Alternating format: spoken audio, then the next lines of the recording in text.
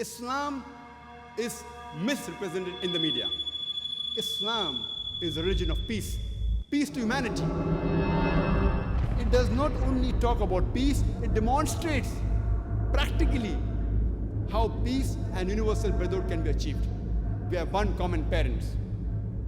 And our Creator, Allah subhanahu wa ta'ala, Almighty God, is one and the same, one and the same, one and the same.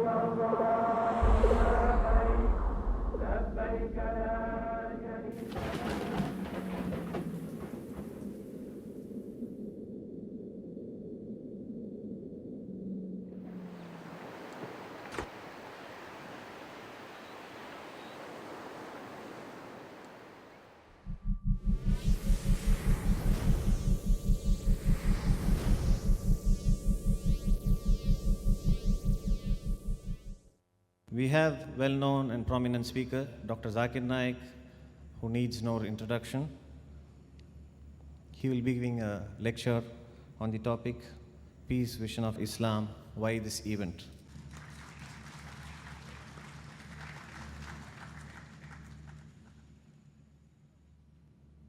Alhamdulillah, wassalatu wassalam, ala rasulillah, wa ala alihi ashabi ajmain, amma ba'd. أعوذ بالله من الشيطان الرجيم بسم الله الرحمن الرحيم وقل جاء الحق وزهق الباطل إن الباطل كان زهوقا إن الدين عند الله الإسلام رب اشرح لي صدري ويسر لي أمري واحلل عقدة من لساني يفقهوا قولي. My dear brother Yasir Fasaga, brother Zakir Ahmed, brother Jeffrey, my respected elders, and my dear brothers and sisters, I welcome all of you with the Islamic greetings. Assalamu alaikum wa rahmatullahi wa barakatuh. May peace, mercy, and blessings of Allah subhanahu wa ta'ala, of Almighty God, be on all of you. I have been given the present task of the inaugural speech and talk about why this event. Peace, a vision of Islam. Today, we find that on the international media, whether it be the international satellite channels, the international newspapers, the international magazines, the radio broadcast stations, there is virulent propaganda about Islam. Islam is misrepresented in the media. The main objective of this exhibition, Peace, a Vision of Islam, is to present the correct picture of Islam, to remove the misconception from the minds of the human beings. And I started my talk by quoting a verse of the glorious Quran from Surah Isra, chapter number 17, verse number 81, which says, وَقُلْ جَاءَ الْحَقُّ وَزَهَقَ الْبَاطِلُ إِنَّ الْبَاطِلَ كَانَ زَهُوقًا. When truth is hurled against falsehood, falsehood perishes. For falsehood is by its nature bound to perish. Islam comes from the root word salam, which means peace. It is also derived from the word silm, which means to submit your will to Allah subhanahu wa ta'ala, that is Almighty God. So in short, Islam means peace acquired by submitting your will to Almighty God. And anyone who acquires peace by submitting his will to Almighty God, in Arabic, he is called as a Muslim. The misconceptions in the media, especially after the 11th of September 2001, has reached epidemic levels. And we find that this religion of peace, that is Islam, has been labeled as a religion of terrorism. The main objective of this conference is to present the correct picture of Islam. As you might have read the brochure, there are various pavilions, there are various events. One of the major Islamic exhibitions consists of about 275 posters. The main objective of these posters is to present the picture of Islam so that the human beings have an urge to know more about this religion. When you read the newspaper, there are headlines. If the headline is attractive, the person, he reads the newspaper. And when you read an article, the first paragraph, it is a synopsis of the article which holds the attention of the reader. If the first paragraph is not attractive, the reader stops reading further. So the first paragraph should be attractive so that the reader is compelled to read the article further. So these posters mainly, the objective is to serve as headlines or the first paragraph. The details are mentioned in the various books which are also exhibited in the exhibition. For example, one of the posters, it mentions, today's gospel truths. Number 1, Muslims are terrorists. Number 2, a four-sided triangle. Number 3, the earth is flat. Number 4, 2 plus 2 is equal to 5. These are the gospel truths today. We know that how can a triangle have 4 sides? Four-sided triangle, it's opposite. Similarly, Muslims are terrorists. Muslim is a person who acquires peace by submitting his will to Almighty God. So how can he be a terrorist? These are opposite. As opposite as a four-sided triangle, as untrue as the earth is flat, as wrong as 2 plus 2 is equal to 5. These posters serve as headlines so that you can read more about Islam. There are various sections. One of the sections in these posters is of women in Islam, the women's rights in Islam. And one of the posters, it speaks about the hijab, that is the modest dressing for a woman. And the points are described in brief. There are basically 6 points according to the Quran and the Hadith. How women should be dressed. The complete body should be covered, except the face and the hands up to the wrist. These, many scholars say, also should be covered. The second is the clothes they wear. It should not be so tight so that it reveals the figure. It should be loose. Third, it should not be transparent. Fourth, it should not be so glamorous so that it attracts the opposite sex. Fifth, it should not resemble that of the opposite sex. And sixth, it should not resemble and be a sign of an unbeliever. In the talks that will follow in this mega event, Peace to Humanity, there will be many international speakers coming, even speakers locally, who will be giving talks on these aspects, and how to convince regarding the modesty, the hijab, dress code of a woman. Just by giving an example, suppose there are 2 twin sisters. Both of them are very beautiful, equally beautiful. And one twin sister, she is wearing the Islamic hijab, a complete body covered except the face and the hands up to the wrist.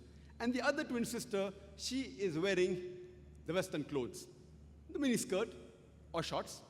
And if both of them are walking down the streets of Chennai, and if round the corner there is a hooligan who is waiting for a catch, who is waiting to tease a girl, I'm asking the question, which girl will it tease?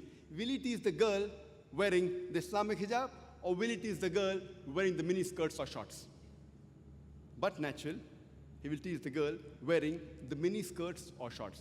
As Allah rightly says in Surah Ahzab, chapter number 33, verse number 59, that, O Prophet, tell your wives and your daughters and the believing women that when they go abroad, they should put on the cloak so that they shall be recognized and it will prevent them from being molested.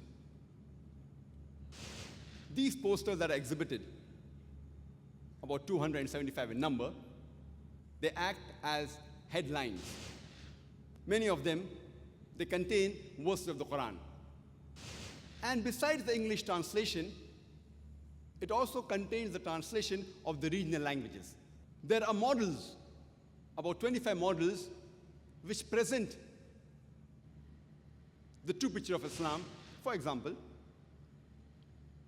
one model is of a Quran, and the verse mentioned below is the verse of the Quran of Surah Baqarah, chapter number 2, verse number 208, which says, Ya ayyuhallazina amanu udkhulu fi silmi kafa. Oh, you believe, enter into Islam wholeheartedly. Because if you want to enter into Islam, enter wholeheartedly, not just partly. And the Quran has got various commandments. And if a person only follows a few commandments, it is not appropriate. And the model shows that the Quran has got several strings and one rope where all the strings are joined together. As Allah says in the Quran in Surah Al-Imran, chapter number 3, verse number 103, وَأَتَصِمُوا بِحَبْلِ اللَّهِ جَمِيعًا وَلَا تَفَرَّقُوا. Hold the rope of Allah strongly and be not divided. We have to hold all together the rope of Allah subhanahu wa ta'ala and enter into Islam wholeheartedly.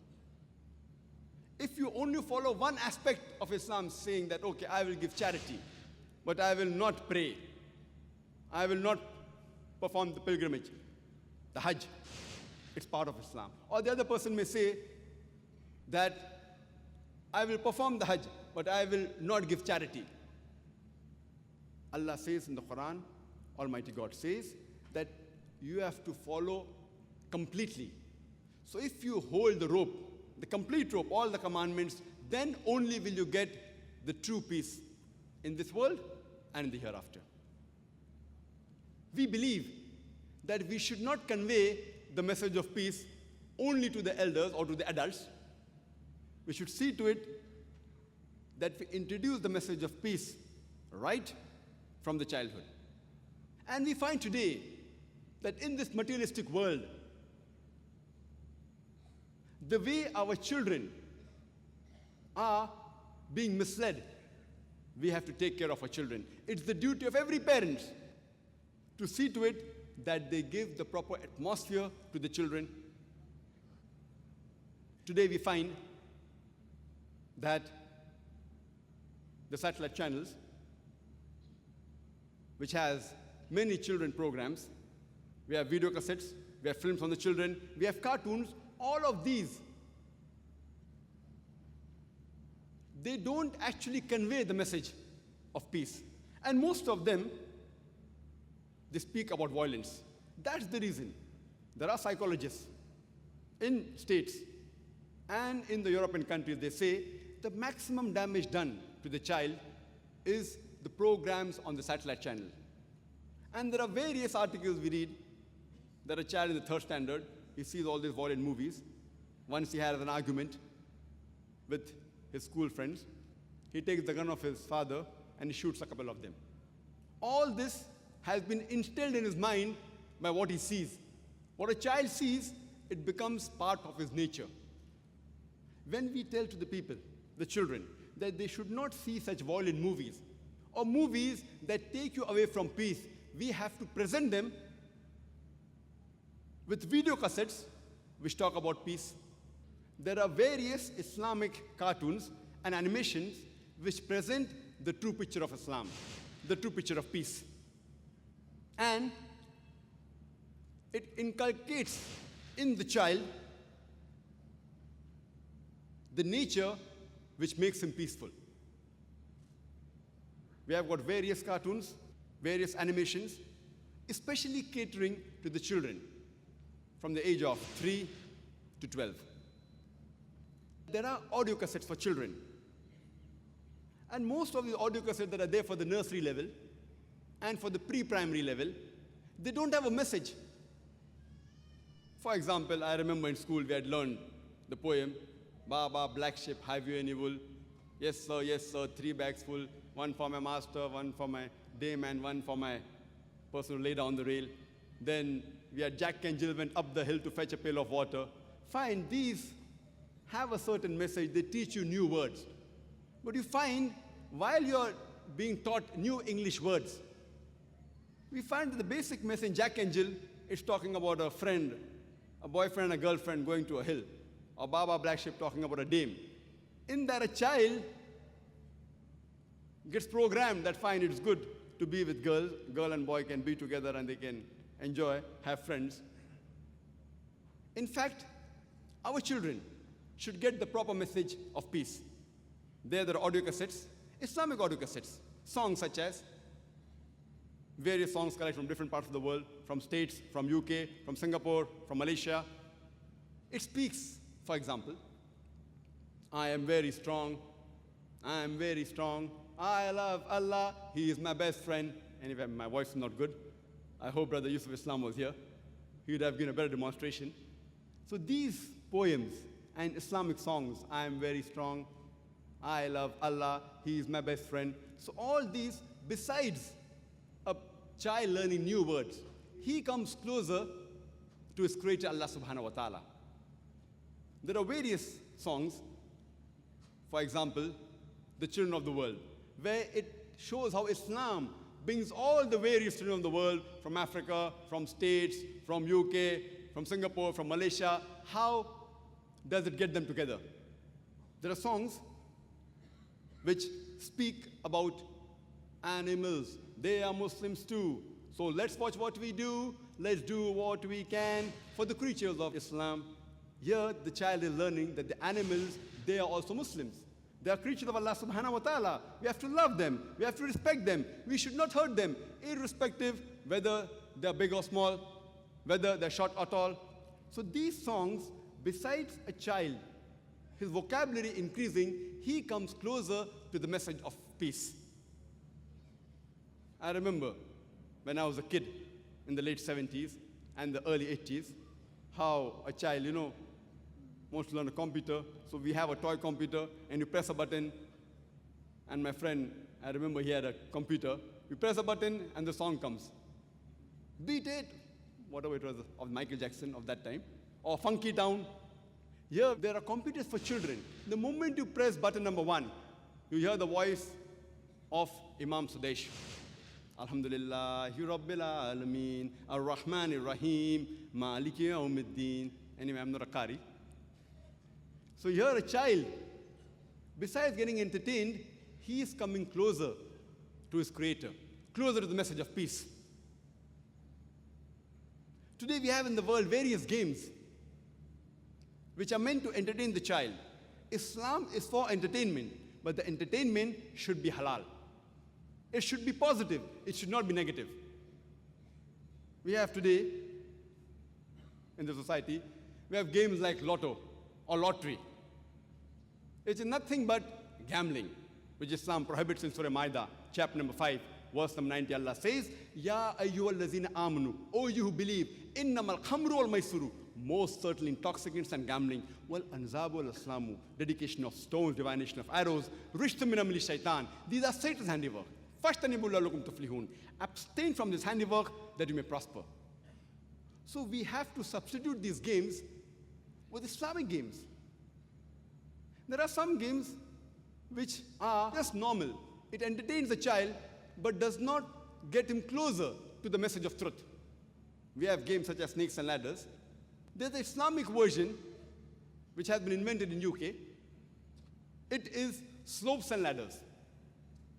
Instead of start, it is Bismillah, in the name of God. When you go a few blocks ahead, there it's mentioned that you have been offering salah daily. You go up a ladder. There it is, you are thanking your Creator Almighty God. Few blocks ahead, you are disrespectful to your parents. You come down the slope. Allah subhanahu wa ta'ala is not happy with you. Go a few blocks ahead, you are reading the Quran daily. You go up a ladder. You are getting guidance from your Creator Almighty God. Go a few blocks ahead, you have told a lie. You come down a slope. So these games, besides the child getting entertained, he is getting the message that he should respect his parents. He should not tell a lie. He should thank Almighty God daily. He should acquire the guidance from the last and final revelation, the Quran.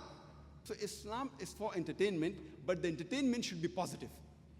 There are games which I remember during my childhood. The very famous game, the Monopoly, or we have the trade in India, where it teaches a child how to become a businessman, buying and selling of land. Here we have the Islamic version called the Steps to Paradise, which has been got from UK too. Here, it teaches the child how to attain Jannah, how to attain paradise. And instead of dollars or rupees, you have sawabs. Notes, 5,000 sawab, 10,000 sawab, 20,000 sawab. There you come on a slot. It says that you have offered salah daily. You get a reward of 20,000 sawab. You go a few blocks ahead, you went to a dance party. You have to pay a fine of 10,000 sawab. Go a few blocks ahead, you have told a lie. You have to pay a fine of 5,000 sawab. Every child wants to win the game. So if he goes for dance parties, everyone knows he goes. He stops going so that at least he can win the game.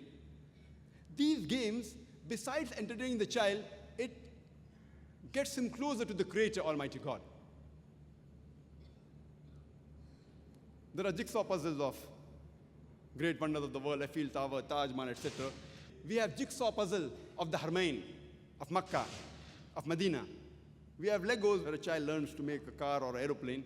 Here we have Legos in which a child can build the various mosques. The different designs of mosque. With the Lego he builds a mosque. So he comes close to the hadith that anyone who builds a mosque in this world will get a house in the Jannah. This is a unique event, not only in India, but internationally. Only those people who know the value of the media and presenting Islam, only a da'i can know that, believe me, this is the need of the hour. This is the need of the hour. It is the duty of us Muslims that we have to clarify the misconceptions that is there in the minds of the human beings today. It's our duty that we have to convey the message. Allah says in the Quran, in Surah Al-Imran, chapter number 3, verse number 110, Allah says, Kuntum khaira ummatan ukhrijat lin-nas. O ye Muslims, ye are the best of people evolved for mankind. Allah is giving us an honor and calling us a khaira ummah, the best of people. There is no honor without responsibility. The responsibility is mentioned in the same verse. Allah continues and says, Ta'miruna bil ma'rufi wa tanhauna 'anil munkar wa tu'minuna billah, because we enjoin what is good and we forbid what is wrong and we believe in Allah. The reason Allah calls us the khaira ummah, the best of people, is because we are supposed to enjoin what is good and forbid what is wrong and believe in Allah. If we do not enjoin what is good and if we do not forbid what is wrong, we aren't fit to be called as Muslims. We aren't fit to be called as people, those who promote peace and submit their will to Almighty God. We aren't fit to be called as khaira ummah, the best people for humanity. Today, when we present Islam, we have to do it professionally. And a beloved Prophet, and Hazrat Umar, may Allah be pleased with him, they always stressed on quality. We require quality work. The reason today the Muslims are misrepresented on the media is because we do not have the correct presentation on the media. We don't have a single international newspaper of our own which can present the true picture of Islam. Islam and Muslims and its derivatives, these words occur in the Quran no less than 96 times. And the word salam occurs in the Quran no less than 42 times. Islam and Muslims, along with the derivatives, occurs 96 times, and the word salam occurs 42 times. And Allah says in the Quran, in Surah Anam, chapter number 6, verse number 54, Allah says, وَإِذَا جَاءَكَ الَّذِينَ يُؤْمِنُونَ بِآيَاتِنَا فَقُلْ سَلَامٌ عَلَيْكُمْ.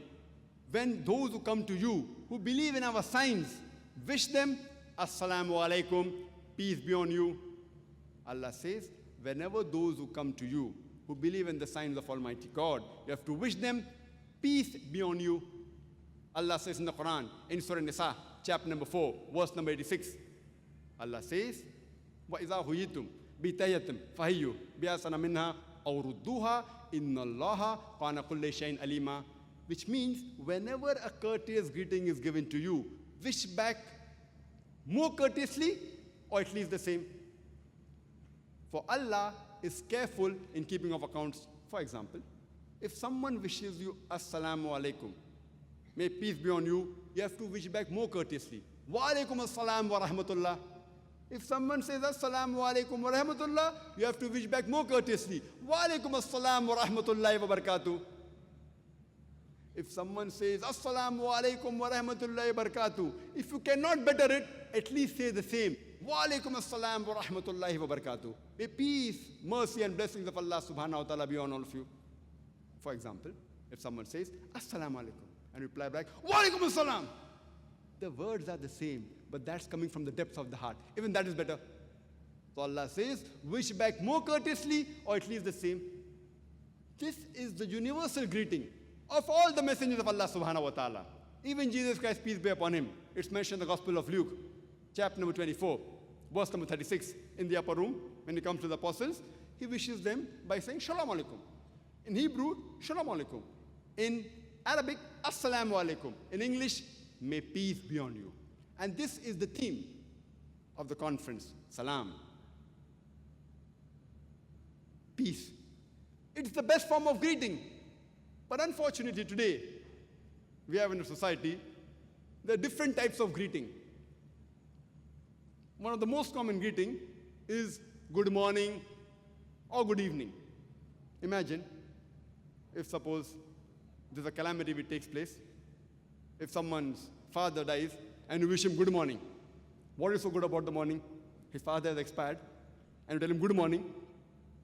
And when you go to school, it's common practice. When the teacher enters the class, all the students say, good morning, sir. And the teacher replies back, good morning to you. Imagine the teacher may have had a fight with his wife. He may be cursing the morning. He may be saying, never such a morning should come again in his life. But yet he is forced to reply good morning.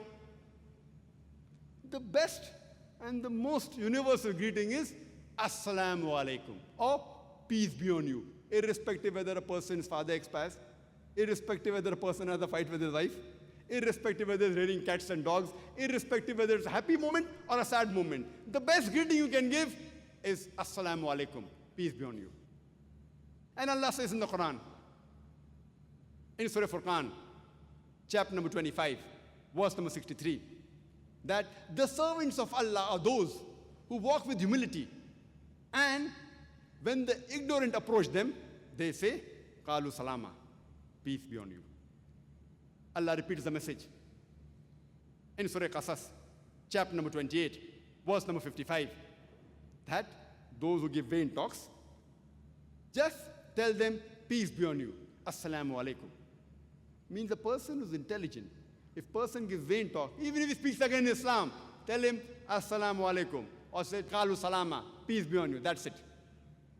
And if you analyze all the verses quoted by the skeptics attacking Islam, that Islam promotes terrorism.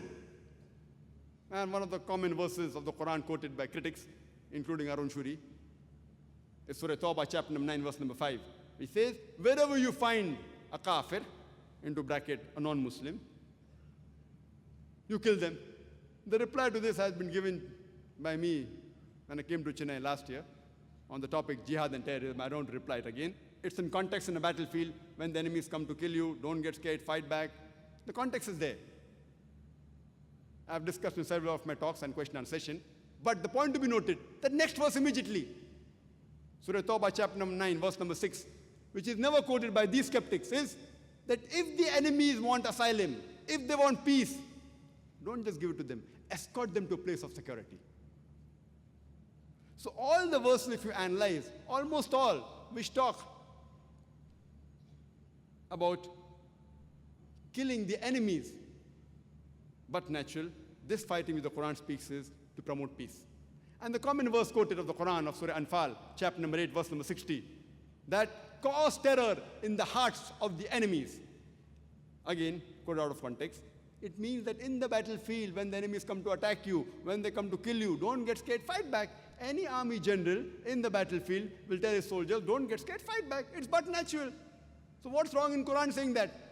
But that's not the end of it. Next verse, Surah Anfal, chapter number 8, verse number 61 says, but if the enemies want peace, if they incline for peace, you too incline for peace. Islam is a religion of peace. All these verses quoted in the Quran, wherever it talks about fighting as a last resort, it is fighting for peace to be established. Every country has a police force. This police force many a time uses force so that the criminals can be arrested. They use force against the antisocial element so that peace can prevail, so that we, people, citizens of the country, can walk freely. So these police sometimes use this force so that peace will prevail in the country. Similarly, Islam and Quran talks that force can be used as a last resort only to let peace prevail. If this is why the skeptics say that Quran promotes terrorism, they fail to realize that such terrorism is even promoted by the Bible, in the Old Testament, in the book of Exodus, in the book of Numbers. Jesus Christ, peace be upon him, he too promoted this terrorism. Gospel of Luke, chapter number 22, he too told the apostles, take a sword and go and fight. Mahabharata talks about the same terrorism. It's the fight between the haq and the batil, truth and falsehood. Bhagavad Gita, Shri Krishna, he gives advice to Arjun that why are you not fighting? Have you become important? Shri Krishna tells Arjun, if you don't fight, you shall not get paradise. This is a terrorism to promote peace, which is mentioned in almost all the major scriptures of the world. There are two types of terrorism. One is a positive terrorism to promote peace in the world. The other is terrorizing the innocent people, which we Muslims should never indulge. And Dr. Adam Pearson said that people who worry that one day nuclear weaponry will fall in the hands of the Arabs, they fail to realize that the Islamic bomb has already been dropped. It fell the day Prophet Muhammad, peace be upon him, was born. Islam, this religion, has the solution to the problems of humankind. And this last and final revelation of Almighty God has the solutions to the problems of mankind. Number one is that all the human beings should agree that our Creator is only one God.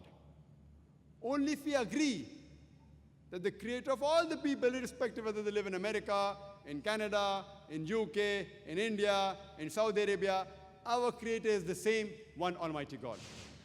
This is the basic pillar for peace.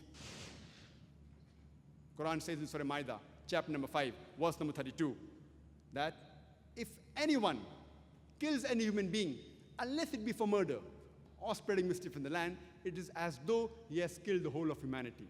And if anyone saves any human being, it is as though he has saved the whole of humanity. Quran says, anyone, whether Muslim or non-Muslim, kills any other human being, whether Muslim or non-Muslim, unless it be for murder or for spreading mischief in the land, for spreading corruption, it is as though he has killed the whole of humanity. And if anyone saves any human being, whether it be a Muslim or non-Muslim, it is as though he has saved the whole of humanity. Allah says in the Quran that you should give charity. Every rich person who has a saving of more than the nisab level, 85 grams of gold, he should give 2.5% of that saving every lunar year in charity. It is called as zakat. If every rich human being gives zakat, poverty will be eradicated. There will not be a single human being who will die of hunger. Quran says, do not rob. Quran says that love your neighbors, feed your neighbors.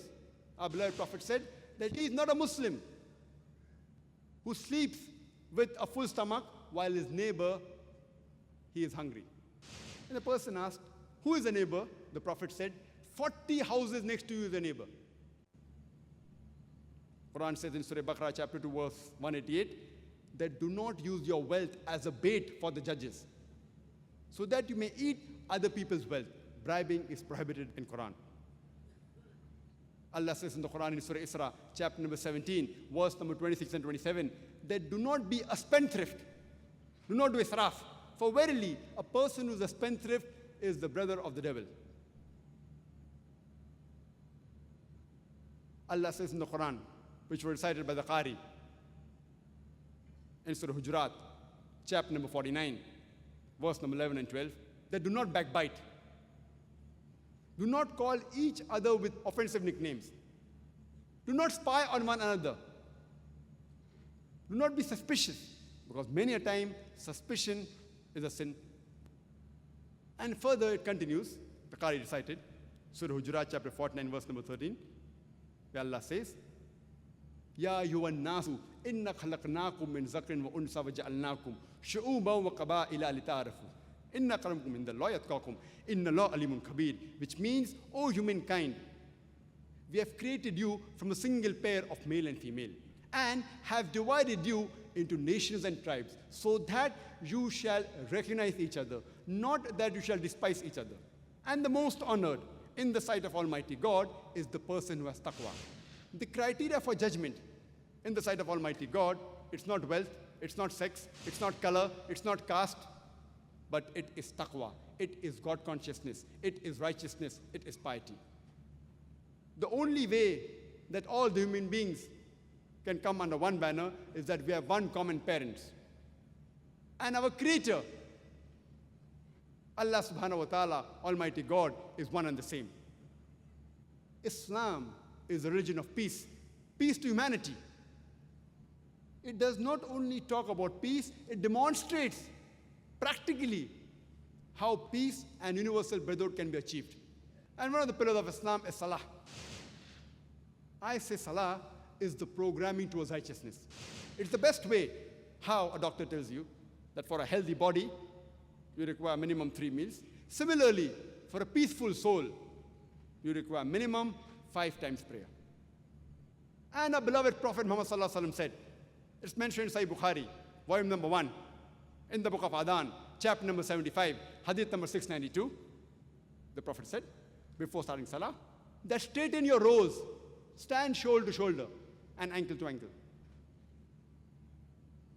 It's mentioned in the hadith book of Sunnah Abu Dawud, volume number 1, in the book of Salah, chapter number 245, hadith number 666.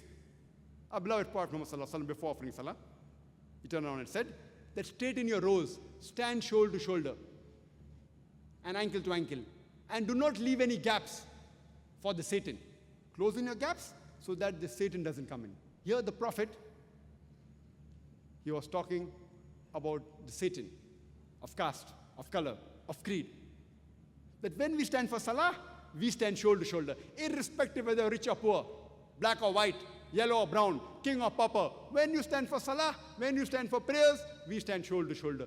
We practically demonstrate minimum 5 times a day universal brotherhood and how peace can be obtained.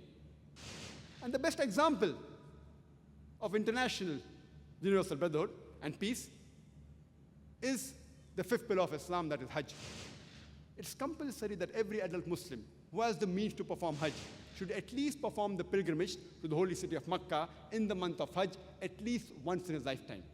People from different parts of the world, from America, from UK, from Singapore, from Malaysia, from India, from Pakistan, different parts of the world, the men, they're dressed up in 2 pieces of unsewn cloth, preferably white. You cannot identify the person standing next to you, whether it's king or a pauper, whether it's rich or poor. Practical demonstration of universal brotherhood. And this message of peace is not only meant for the Muslims or for the Arabs. Allah says that this Quran is the last and final revelation of Almighty God.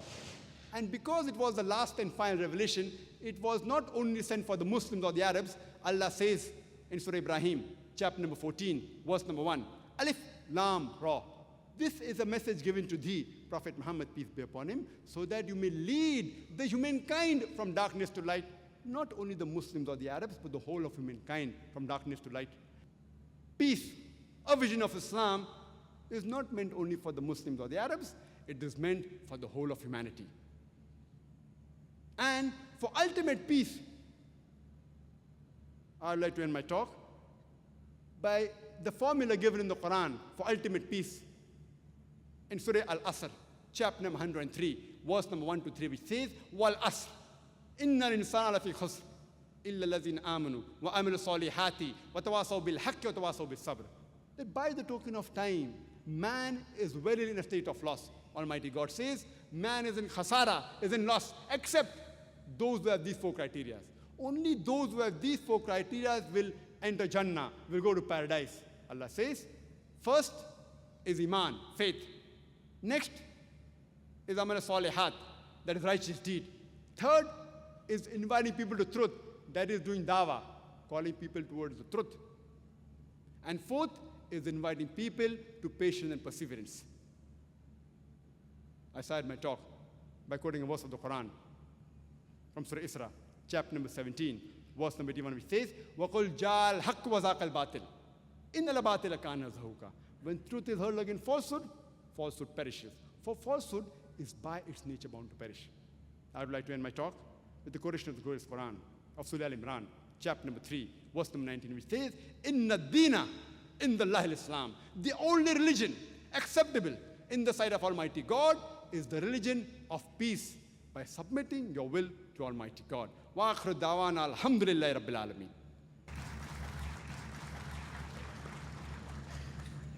Jazakallah khair.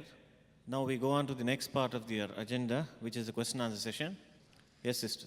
Assalamu alaikum warahmatullah. My question is to Dr. Zakir Naik.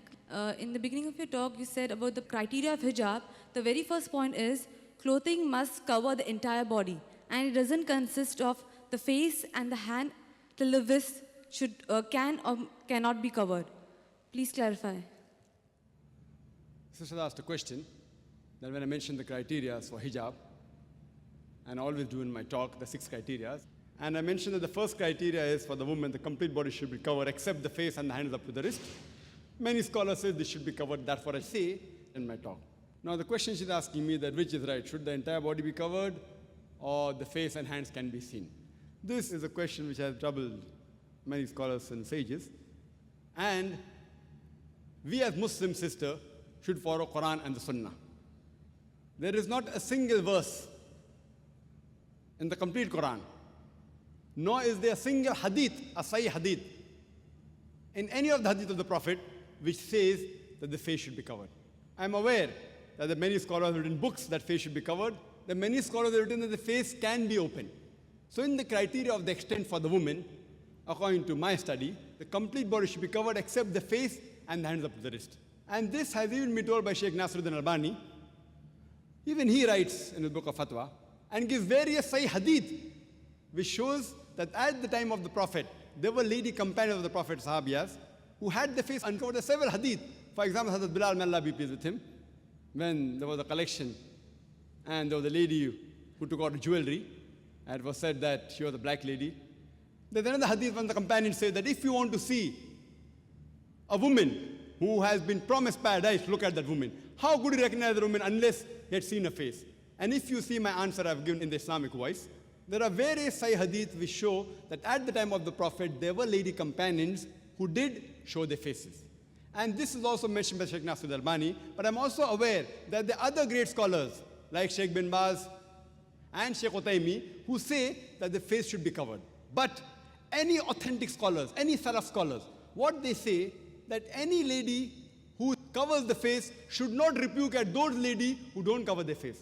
And those who do not cover the face should not rebuke at those who cover their face.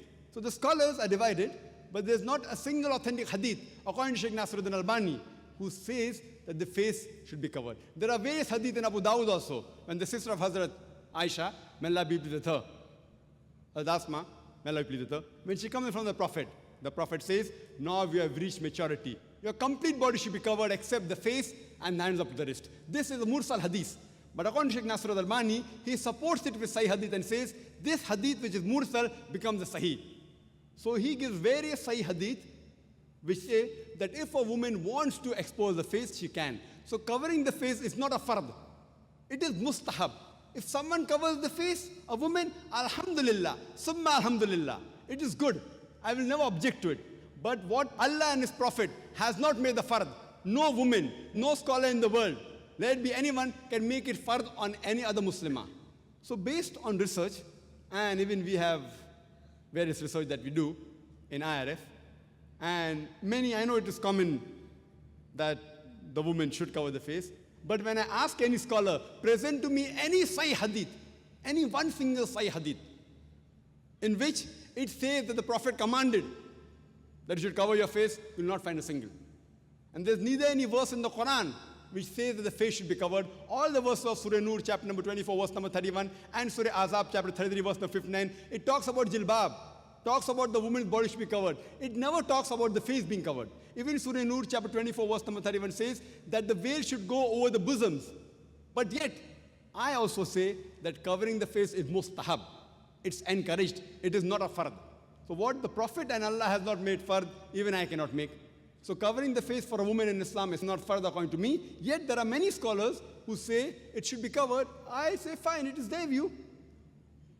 Since no one has presented me any Sahih Hadith, any verse of the Quran. So based on that, sister, all those ladies are covering the face. Alhamdulillah, please continue. Please don't misunderstand. And I know that there were at least about 17 ladies from IRF who came, out of which 14 were covering the face. Alhamdulillah. 3 weren't. So the option is yours. It's not a fard. But if those who are covering it is good, keep on covering. I'm not saying you should not cover. But since covering is not fard, you cannot enforce on any woman to cover the face. Hope that answers the question. Brothers, please ask your questions. Is it right to call Allah as God because God is the masculine gender and Goddess is the feminine gender? Well, the question that when we translate Allah as God in English, is it right? God is a masculine gender, Goddess is feminine, is it right? I do agree with you, brother, that God is not the appropriate translation of the Arabic word Allah. Therefore, we Muslims prefer calling Allah by the word Allah instead of God, because I do agree that a person can play mischief with the English word God. If you add S to God, it becomes gods, meaning a plural of God. Allah subhanahu wa ta'ala has got no plural. Qul huwa Allahu ahad. Says Allah one and only. If you add D-E-S-S to God, it becomes goddess. That means there's a male God and a female God. Allah subhanahu wa ta'ala has got no gender. He's neither feminine, he's neither masculine. He's unique. If you add father to God, it becomes Godfather. He's my Godfather. There's nothing like Allah Abba or Allah Father in Islam. If you add mother to God, it becomes Godmother. There's nothing like Allah Ammi or Allah Mother in Islam. Allah is a unique word. Therefore, we prefer calling Allah with the Arabic word Allah instead of the English word God. But when certain Muslims, when they're speaking with non-Muslims who may not understand the concept of Allah subhanahu wa ta'ala, and if they use the word God for Allah, like how I have done, because many people out here are non-Muslims, they may not understand the concept of Allah. So if we translate Allah as God for the convenience of those who don't know the true concept of Allah, there's no problem. But God, I do agree with you, is not the correct translation of the Arabic word Allah. Hope that answers the question. அஸ்ஸலாமு அலைக்கும். என்னிடத்தில் ஒரு சகோதரர் அவர் கேட்டார்கள். The brother is asking about the date line. There is a time difference in the date line, and he wants to know that if he is on one side of the date line and he has prayed Jummah and he has crossed over to the other side, and if it is Jummah work there, it could be the same day. So what he has to do? So he's got a non-Muslim brother who's asking this question, அஸ்ஸலாமு அலைக்கும். and he wants Dr. Zakir Naik to answer that. Well, there's a question that if a person is traveling, and we know that there's a date line is such that it doesn't go through any country, it goes in the sea. So if a person has prayed Jummah Salah, then he crosses the date line, and he goes on the other side, and then again Jummah is there, so what should he do? If a situation arises where, suppose for example, if you have celebrated Eid, so you have to celebrate Eid with the people where you're staying with. So you've already celebrated Eid and offered the Eid Salah, again when you come to a place, because you started Ramadan with those people, ended there, now you come to a new country. For example, in Saudi Arabia, you started Ramadan, celebrate Eid, etc., and then come again to India, where the Eid is approximately 1 or 2 days later. You need not again offer the Eid Salah. So if you have offered a Jummah Salah and you cross the date line and again Jummah comes, so there you need not offer your Jummah Salah. But the chances of this is very less because the time taken to travel is quite a lot. You have to go from this part of the world to that part of the world. But if it happens, if you have offered a Jummah Salah, you need not offer your Jummah Salah again because that week Jummah is already over. And if you offer also at that time, it doesn't become a fard, like you can offer your Zuhr Salah. So if you join the Jummah also, there's no problem. Point to be noted, for a traveler, Jummah is not fard. For a traveler, Jummah is not fard. So if you're traveling, Jummah doesn't become fard on you. Even if you miss it, if you're in the plane or if you're traveling, it's not fard on you. So if you pray, alhamdulillah. If you want to pray Jummah again also, no problem. You can even pray the first Salah again. Like if I've offered my Maghrib Salah, and again there's a Jamaat, there's a hadith in which a person did not join the Jama'ah. So Prophet said that, are you a Muslim? He said, yes. Why didn't you join the Salah? So he said, I've already offered. So why can't you offer again? So when you can offer your Fard Salah again, you can even offer Jummah Salah again, there's no problem at all. But Jummah is not Fard on a traveler. Hope that answers the question. Assalamu alaikum. There's a sister here wants to know the method of Salah, is it the same for the man and the woman? Same for the Shafi and the Hanafi? This is a question that is the method of offering Salah for the man and woman the same, for the Shafi or Hanafi the same. Our beloved Prophet Muhammad Sallallahu Alaihi Wasallam said, it's mentioned in Sahih Bukhari, volume number 1. The Prophet said, pray as you see me pray. The Prophet did not say that the women should pray separately or the men should pray separately. There's a hadith, again in Sahih Bukhari, volume number 1 in the book of Salah, that the Sahabiyas, they prayed the same way as the men prayed. There's no different type of praying for men and women. You should pray the same as the Prophet prayed, irrespective whether you're a man or a woman.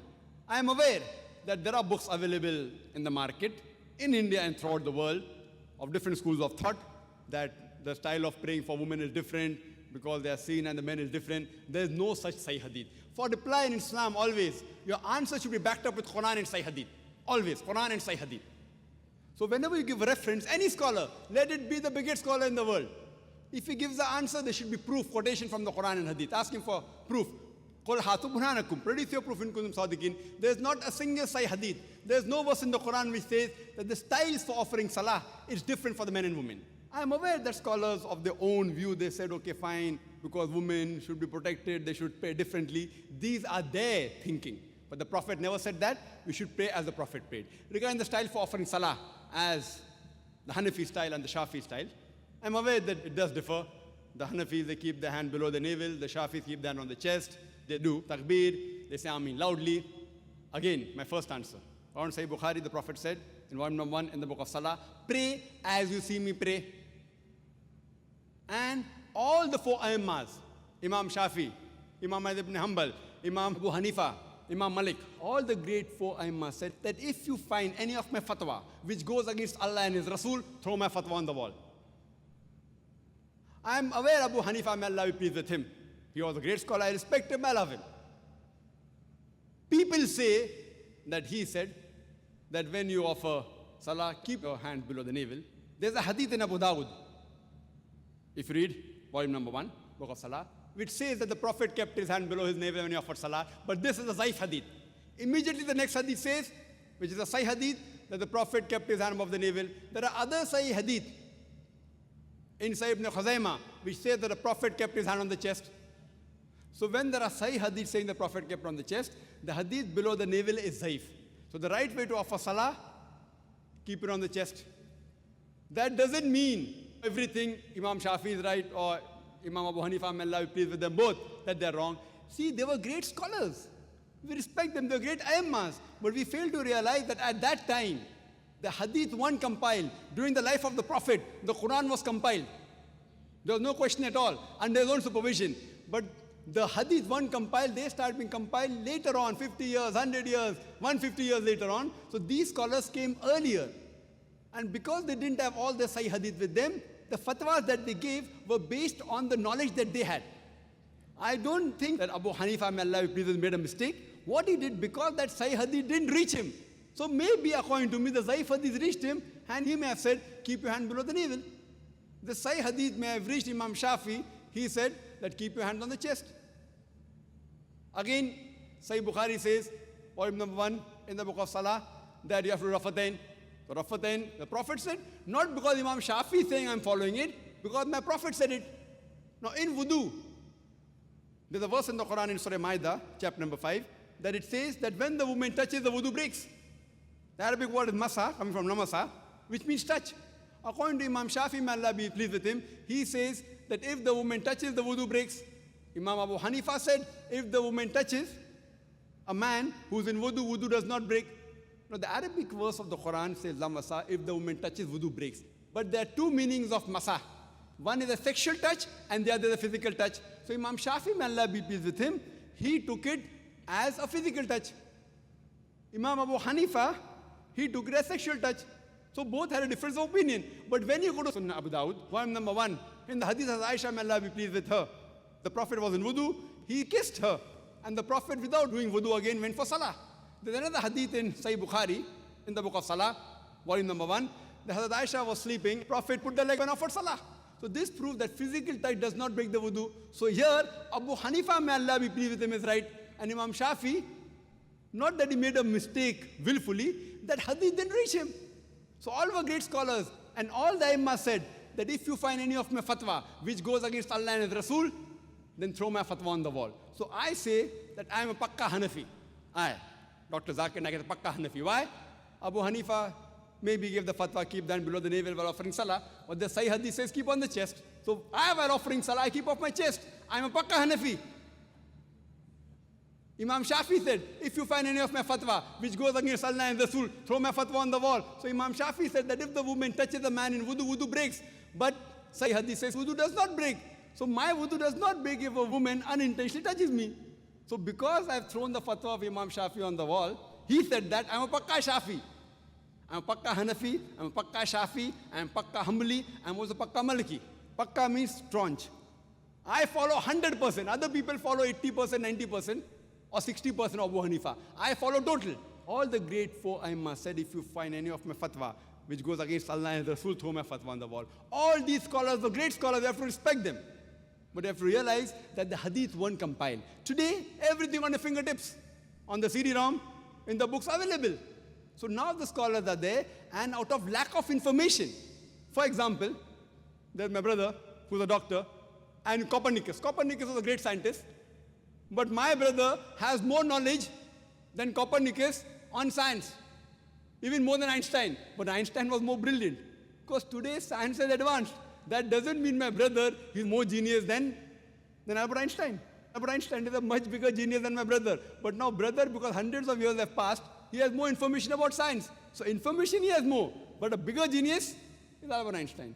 Isaac Newton is Copernicus. But today, because science is advanced, we have the information with us. So those scholars were great genius.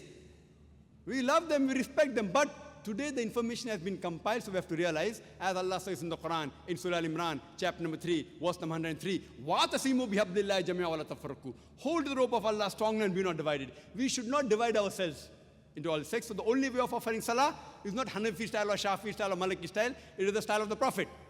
And Imam Abu Hanifa, may Allah be pleased with him, Imam Shafi, may Allah be pleased with him, they told, if you find anything of my fatwa which goes against Allah and Rasul, throw my fatwa on the wall. So if you're a Pakka Hanafi, you have to offer as the Sahih Hadith says. If you're a Pakka Shafi, offer as what the Sahih Hadith says. Then you'll be following the true Islam. Hope that answers the question, sister. Brothers, please ask your questions relevant to the topic. Sir, my name is Kumar Swami Hariharan. My question is to Zakir Naik, sir. One of my friend purchased the Quran and came to my room. I was so interested and just I went to have a look of it. Immediately, he told me that this is the holy book. Since it has been written by the God directly, you should not touch till the date. Whenever I am moving to his house, till now I am not touching it. Is it the right or wrong? I don't know. Since he is following correctly. And one more question, sir. And another friend, this time, he is moving to his house for celebrating the Ramjan. He told, hello Hariharan, I am moving. So, by hearty love, I went to hug him. Then immediately he told, no, you should not hug. Then I asked him, whether today is the day we should not hug. I don't know about it. That's why I asked, today is the day we should not hug. Then he told, no, you should not hug at all to a Muslim. This is the, another friend I asked, then he told, no, it's wrong answer, you can hug. From that time, whenever I am hugging, I feel myself guilty and shy. I am doing the wrong thing. Please clarify my doubts, sir. The brother has asked two very important questions, two great misconceptions. The first question of his was that one of his friends said when he went to touch the Quran, no, you cannot touch the Quran. This is the word of Almighty God. Is it true that non-Muslims can't touch the Quran? There is a misconception, as this conference is not only for the non-Muslims, as it was said, it's even for the Muslims. There's a misconception amongst the Muslims that a non-Muslims cannot touch the Quran. And this misconception is based on one verse of the Quran, of Surah Waqia, chapter number 56, verse number 77 to 80, which says that this Quran has been revealed by Allah subhanahu wa ta'ala, and none shall touch except those who are pure. Now, based on this verse of the Quran, many non-Muslims, they assume that the Muslims are pure, non-Muslims are impure, they cannot touch it. This, you should know, the Nuzul-e-Quran. When was this verse revealed? This verse of the Quran was revealed when many non-Muslims objected and said that Prophet Muhammad sallallahu alaihi wasallam, Nauz billah, he gets this revelation from the Satans. So then this verse was revealed that none shall touch except those who are pure, talking about the Quran of Lawh Mahfuz. If you read Tafsir Ibn Kathir, it gives the clarification that this is talking about Lawh Mahfuz, the Quran which is there in the seventh heaven, none shall touch except the angels. The Arabic word there, mutaharin, mentioned refers to the angels, not only pure in body, but those who are sinless. So that Quran which is in Lawh Mahfuz, none shall touch except the angels. So if a Satan wants to pick up these parts of the Quran, he cannot come close to it. It doesn't refer to mere tahara which we talk about wudu. If this verse really means none shall touch except those in wudu, any non-Muslim can purchase a Quran for 150 rupees and touch it, and the Quran will be proved wrong. So this verse doesn't talk about the wudu, it talks about the Lawh Mahfuz, which none shall touch, no human being can also touch, except the angels. And I always encourage that the best book you can give, the best message, is the message of Allah subhanahu wa ta'ala. My speech is useless. What human being can explain better than Allah subhanahu wa ta'ala, creator? We have to share the message of the Quran. And there are some people who say, Brother Zakir, okay, fine, give only the translation, not the Arabic. I said, fine, okay, that also, you want to give at least. But I prefer giving along with the Arabic. Why? Because in the translation, they can make a mistake. If the mistake is there, it can be attributed to Allah subhanahu wa ta'ala wrongly and falsely. For example, some of the Urdu translations say, of Surah Luqman, chapter 31, verse 34, that no one besides Allah knows what is the sex of the child in the mother's womb. If a non-Muslim who has medical knowledge, today with ultrasonography, we can easily come to know what is the sex of the child. I, being a doctor, I know that. The translation is wrong. Nowhere does Allah use the word sex. What Allah says, no one will know what is in the womb of the mother, talking about the nature of the child, whether the child will be good or bad, whether it will be bane for society or boon for society, whether it will go to Jannah or Jahannam, hell or paradise. No one knows. All the scientists with the best equipment, they cannot predict this. So the translation is a mistake. So if we give the Arabic text, anyone who knows Arabic can testify that the translator has made a mistake, not Allah subhanahu wa ta'ala. I personally prefer giving along with the Arabic text. And if Allah subhanahu wa ta'ala holds me responsible, I'll be in good company. You know why?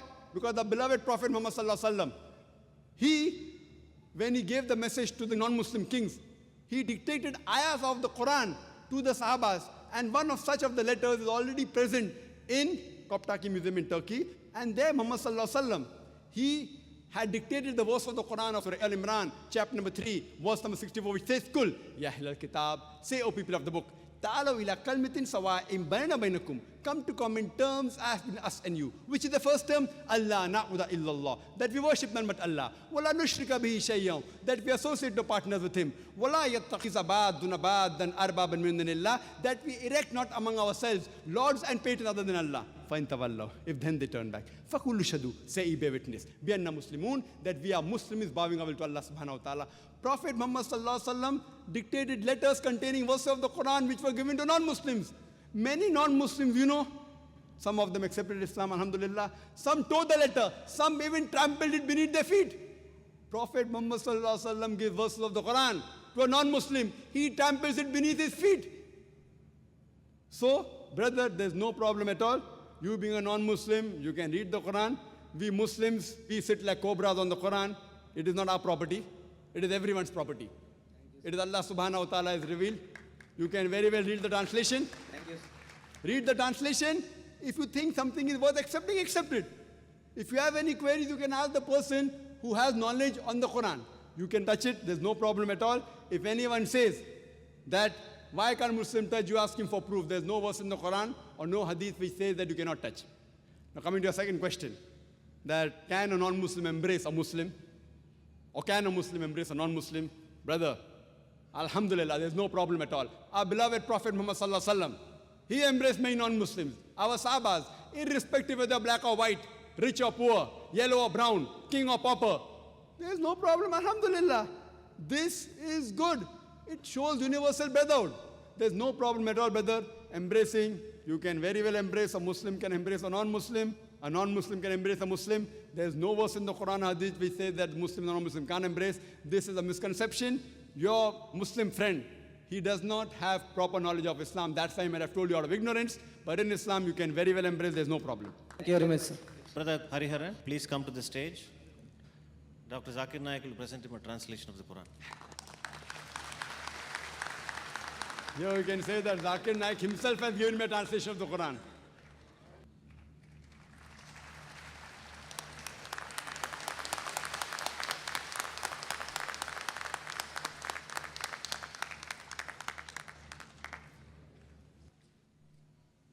We are running out of time. I think we will take one more question and inshallah we will conclude. Assalamu alaikum. My name is Shakil Ahmad. I own a gold of say 100 grams this year and I pay zakat this year. I carry forward that gold of 100 grams to next year. Do I have to pay a zakat next year also for this gold in addition to whatever wealth I earn the next year? The brothers asked this question, and this question can only arise in Madras and Chennai, nowhere else. I'm aware that there is the controversy, some person who has said that zakat is paid once in the year, you don't have to pay again in the next year. There is no such hadith. Our beloved Prophet Muhammad sallallahu alaihi wasallam, there are various Sahih hadith which says that zakat has to be paid 2.5% above the nisab level, 85 grams of gold. And there are various hadith, Hazrat Umar, may Allah be pleased with him. He said, all those who have not paid zakat, I will see to it that they pay. Those who have already paid last year. There are various Sahih hadith which mentioned in Sahih Bukhari, Hazrat Umar, may Allah be pleased with him, he said, those who do not pay zakat again. Again means they already paid before. And I know this controversy arose when Dr. Bilal Phillips also was here in a trip to Chennai. I'm aware that he wrote a book giving proof that zakat should be paid every year. If you lose that gold, if you don't own it, then you have to pay. If you own it every lunar year, it is every lunar year. So if you own it for 1 year minimum, you have to pay. If you have that same gold with you for next year, again you have to pay. Every year you have to pay 2.5% of whatever savings you have above the nisab level. Hope that answers the question. One more question from the sisters. Sisters, please. There are sisters waiting. Assalamu alaikum. I would like to ask you, if a woman has such a pivotal role in Islam, why is that she's prevented from interacting men? And today is extremely competitive world. I mean, how without interacting with men, writing for competitive exams and appearing for such, you can stop yourself from growing? The sister asked the question, today is a world of competition. Without women interacting, how can they compete in this world, etc. Sister, Islam is a religion which has uplifted the woman, and Muhammad sallallahu alaihi wasallam is the major benefactor. There's not a single rule in Islam which prevents the upliftment of the woman. But in the name of upliftment, Islam does not believe in degrading women. If you see history, sister, history of Babylon, history of Greek, history of Egypt civilization, women were only used for sex and pleasure. And today, if you see the Western world, the Western society, talking of uplifting the woman, have actually degraded her to a status of mistresses, of concubine, of society butterflies, which are mere tools in the hands of pleasure seekers and sex marketers. Today, the Western society, talking about women's liberalization, it is nothing but a disguised form of exploitation of a body, of degradation of an honor, and deprivation of a soul. Sister, Islam never wants to prevent the woman from upliftment. But I don't know of a single job or a single competition in which a woman does not interact with men and she cannot advance. All the jobs which involves unnecessary interaction of the men, aren't jobs which are fit for the women to be done. There's not a single modest job which I know which prevents the woman about the modesty role. If there's a job, any job, which prevents you from doing the hijab, hijab not only of the body, not only of the clothes, the way you talk, the way you behave, the way you think, all this comes under hijab. This hijab which I spoke earlier about the hijab that the sister asked me, that's one part of hijab, that is the clothes. There are hadith in which the wives of the Prophet, they did cover their face. But everything what the Prophet did is not farz for us. Similarly for the wives of the Prophet, because the Ummul Mu'mineen, they were mother of the believers. For them was a different degree. So they did cover their face, but it's not farz for all the women. So here if we analyze, sister, the hijab, besides hijab of the clothes, there's hijab way a person talks, the way a person behaves. And these people, when they talk about equality, when the Western world talks about equality, I ask them, that when men and women are equal, so why don't you have a boxing match between the men and women together? Why? They're equal. Even they agree that they're not equal. When you have a 100-meter sprint, why do the women run differently? Why do the men run differently? Why? Are they degrading the women? Yes or no? So you realize that these people, they have their own way of thinking. Allah subhanahu wa ta'ala has made the man and woman different. Physiologically they're different, biologically they're different, psychologically they're different. Depending upon their roles, what they have been given, Allah subhanahu wa ta'ala has given the do's and don'ts for these people. Not that a man and woman cannot interact. Unnecessary interaction is to be avoided. And believe me, sister, a woman can take part. We have examples, and if you hear my talk on women's rights in Islam, sister, there are various examples. Now, in the Western world, when they sit for examination, men and women sit together. So there they consider them equal. But when they run a 100 meters dash or have a boxing match, they don't consider them equal. When the Western world can differentiate that here they can take part together, here they cannot take part, why can't our Creator Allah subhanahu wa ta'ala, who knows the best? So unnecessary interaction, sister, I call it the khutwatu shaitan. Allah says in the Quran, in Surah Baqarah, chapter number 2, verse number 168, Allah says, Ya ayyuhallazina amanu, O you believe, do not follow the footsteps of the devil. See, most of the places Allah says, do not follow the footsteps of the devil. Do not follow the devil is right. That's only a couple of times. Majority of time Allah says, do not follow the footsteps of the devil. And I give an example, sister. One example of footsteps of the devil is that suppose there is an average Muslim. If a lady comes to him and says, let's spend the night together. He says, spend the night, haram, not allowed. He will say no. The same Muslim, who's an average Muslim, if a lady phones, speaking to a girl on the phone, what's the problem? So he speaks to the girl on the phone. After a few calls, he said, let's have maybe tea in McDonald's or Kentucky Fried Chicken, I don't know whether it's there in Madras or not, or let's go to fast food joint.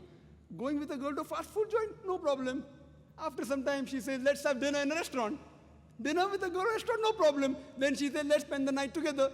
Spend the night together, no problem. These are khutwatu shaitan. It's not mentioned in the Quran. I'm giving my own example. Khutwatu shaitan. So therefore, stop it at the first level itself. When it's a requirement, when you have to speak to the man, when requirement in emergency, etc., yes, you can do with lowering your gaze. Suppose you're a lady and you get sick and there's a gen doctor, very well, you can go to the gen doctor. That doesn't mean you cannot speak to the gen doctor. When required, but with lowering your gaze, with modesty, but unnecessary gossiping what they have in colleges. In colleges, they gossip, very common, not only in the Western world. In Western world, according to the statistics of USA, more than 90% of the women, before they pass school, they have lost their virginity. Do you know that? Same in UK. Even in Bombay, I was shocked. More than 50% of the girls, before they pass the school, they lose their virginity. I was shocked. Why? Common having girlfriend, boyfriend, you go, it's common. If you don't have a girlfriend, then you're considered to be abnormal. So the thing is, sister, these are khutwatu shaitan, and we want to uplift the women. And these people, in the name of trying to uplift the women, art and culture, no problem. They want to sell their daughters and their mothers on the screen. And someone told me, one of the ads which won an award, the BMW ad, somebody told me, the BMW ad, it's a car which is very famous. For the youngsters, like how Mercedes, Merc, is a very famous car. For the youngsters, it's a BMW. There's a very famous ad, someone told me, there's a girl standing on a bikini in front of the car, and it says, test drive her now. Who, the girl or the car? What are they doing? They are selling our daughters. They are selling their sisters. We Muslims, we don't want that. In the name of upliftment, we don't want to sell our daughters, don't want to sell our sisters. We respect them, we love them, and we revere them. This is the reason, sister, this does not degrade the woman, it uplifts the woman. Hope that answers the question. My name is Abdul Quddus. I got one small question. Rasul Sallallahu Alaihi Wasallam in many hadiths, he has said there is a punishment in the khabars for the dead bodies, punishment in the khabar. But how about people who are not buried in the khabar? What type of punishment they get and how do they get it? Where do they get it? Assalamu alaikum. The brother posed the question that the hadith is there of Prophet Muhammad Sallallahu Alaihi Wasallam, that in the qabr, there is azab is there, reward is there, punishment is there. This is known as barzakh. Barzakh means the interim life. After a person dies and before he is resurrected, it's a barzakh, an interim life. So if those who are not buried, what about them? See, when the Prophet said in the qabr, means after a person dies and before he is resurrected. If a person drowns and dies there, yet he's dead. If a person is burnt alive in a fire, or there are various other religions who burn, even in this case, before the person is resurrected, after he's dead, before he's resurrected, if Allah wants to give him punishment, he'll get the punishment. If Allah wants to reward, he will reward him. That doesn't mean that he has to be physically present underground that this thing can take place. That will yet take place. And final recompense will be on the day of judgment. Allah says in the Quran, in Surah Al-Imran, chapter number 3, verse number 185, Allah says, Kullu nafsin zaiqatul maut. Every soul shall have a taste of death. But the final recompense will be on the day of judgment. So when you lead this life is a test for the hereafter, according to Surah Mulk, chapter number 67, verse number 2. But you may get part punishment here, you may not get. You may get part reward here, you may not get. Part maybe in the barzakh, but the final hisab kitab, the final judgment will be when you are resurrected. And that will be the true judgment, and he is Malik Yawmuddin, he is the master of the day of judgment. Hope that answers the question. Brother, please identify yourself. I am NS Kade from Bangalore, Karnataka. I pray peace. I love Muslims and the preachers.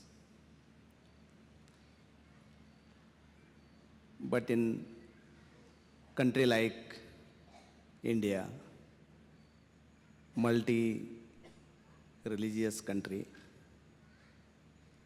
we all live together and go for a peace and for the brotherhood. But according to the current conditions, what is your message for brotherhood? It is my request to Dr. Zakir.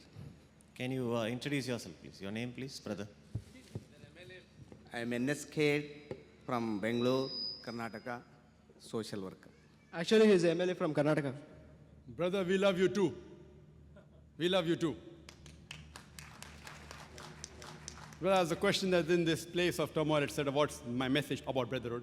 And I did say in my talk, brother, I did give a few points that Islam means peace to humanity. It is a religion of universal brotherhood. That we believe that all human beings are brothers. In Islam, all human beings are brothers. Irrespective of the black or white, rich or poor, whether born in a Hindu family or Christian family, we are brothers in humanity. And Muslims are brothers in faith. But all the human beings are brothers. And for this brotherhood, as I mentioned in my talk, brother, the only way, the best formula that all human beings can come together under one umbrella is to realize that our Creator, our Lord, our Almighty God is one. And this is the message not only given in the Quran, it is given in all the major scriptures of the world. If you read the Hindu scriptures, it's mentioned in Bhagavad Gita, chapter number 7, verse number 20. It says, all those whose intelligence has been stolen by material desires, they worship demigods. It's mentioned in the Chandogya Upanishad, chapter number 6, section number 2, verse number 1. It says, Ekam Evidityam. It's a Sanskrit quotation which means God is only one without a second.